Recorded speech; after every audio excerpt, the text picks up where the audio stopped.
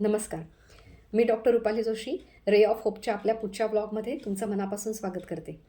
तर मित्रांनो, माझा आजचा व्हिडिओ हा स्पेशली तरुण व्यक्तींसाठी राहील आणि शाळा कॉलेजमधली मुलं त्यांच्यासाठी आहे. तर असे कोणी सगळे असतील तर काळजीपूर्वक ऐका. तुमच्यासाठी हा व्हिडिओ केलेला आहे.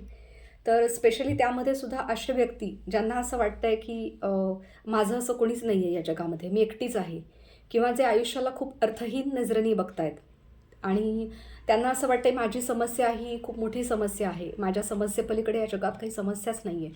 मी इतक्या मोठ्या गोष्टीतनं चालली आहे, आत्ता या प्रसंगातून चालली आहे, की ह्या पलीकडे मोठं असं काहीच नसतं. तर स्पेशली या सगळ्यांसाठी माझा व्हिडिओ आहे. तर या सगळ्यांना माझा एकच म्हणणं आहे मित्रांनो, की तुमचं काहीतरी चुकतंय.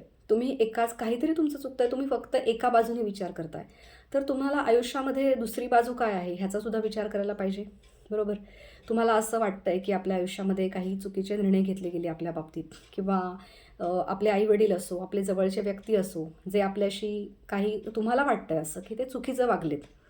ठीक आहे, तुम्ही त्या दृष्टीने विचार करताय म्हणून तुम्हाला असं वाटतंय. तर तुम्हाला एकच करायचं मित्रांनो आजपासून, तुम्हाला तुमचा दृष्टिकोन बदलायचा आहे. हो, हेच बरोबर आहे आणि हे जर तुम्ही असं अप्लाय करायला सुरुवात केलीत, तर तुम्हाला मी काय म्हणते हे नक्की कळेल. कारण तुम्ही नाण्याची फक्त एकच बाजू बघताय. आणि जेव्हा तुम्ही नाण्याची एकच बाजू बघताय, तेव्हा तुम्हाला ती दुसरी बाजू दिसत नाही आहे. आणि दुसरी बाजूसुद्धा काहीतरी आहे ना, त्यांनाही सांगायचं आहे, किंवा तुमच्या घरची आहे, तुमचे जवळचे व्यक्ती आहेत, किंवा तुम्हाला जे वाटत आहेत की आज आज ते त्यांच्यामुळे तुमच्या आयुष्यामध्ये काही चुकीच्या गोष्टी घडत आहेत. जर असं असेल तर तुम्हाला त्यांची बाजूसुद्धा जाणून घेणं गरजेचं आहे. तर जेव्हा तुम्ही आयुष्याकडे डोळसपणे बघाल, तुमच्या नजरेचा जेव्हा चष्मा उतरवाल, दृष्टी तशी सृष्टी असं म्हणतात. तर जेव्हा तुम्ही तुमच्या डोळ्यावरचा तो चष्मा काढाल, तेव्हाच तुम्हाला ती दृष्टी दिसणार आहे ना मित्रांनो. सगळं काही उजेड दिसेल, लख्ख दिसेल, स्पष्ट दिसेल. पण त्यासाठी तुम्हाला तो अंधार जो आहे, त्या अंधारातून बाहेर यायला पाहिजे. आणि जेव्हा तुम्ही असं कराल, तेव्हाच तुम्हाला तुमच्या जवळचे माणसं, किंवा तुमचे जवळचे नातेवाईक, तुमचे आई-वडील, आजी-आजोबा, भाऊ-बहीण जे काही आहेत, ते तुमच्या हितासाठी झटतायत हे लक्षात येईल. आणि जेव्हा हे सगळं सगळं तुमच्या लक्षात येतं, तेव्हा आपोआपच तुमचा एक आयुष्याकडे बघण्याचा एक नवीन अर्थसुद्धा तुम्हाला लक्षात येईल. आणि काय आपलं चुकत होतं, आपण कोणत्या बाजूने विचार करायला पाहिजे होता, आपण फक्त एका बाजूनीच विचार करत होतो, म्हणून कदाचित एवढे विचार आपल्या डोक्यामध्ये चालले आहेत. तर हे तुमच्या लक्षात येईल.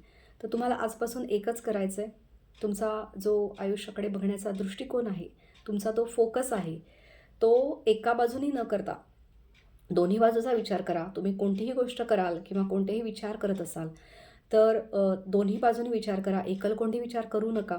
दुसऱ्या गोष्टींचा विचार करून त्याचे कन्सिक्वेन्सेस काय होतात, तर ह्याचे परिणाम असे सुद्धा होतात, हे तुम्हाला जे जवळचे लोकं सांगतायत. जेव्हा तुम्ही स्वतःहून विचार कराल, तेव्हा ह्याचे दुसरे परिणाम हे असे सुद्धा होतात, हे तुमच्या स्वतःच लक्षात येईल आणि आयुष्याकडे बघण्याचा एक नवीन अर्थ तुम्हाला सापडेल.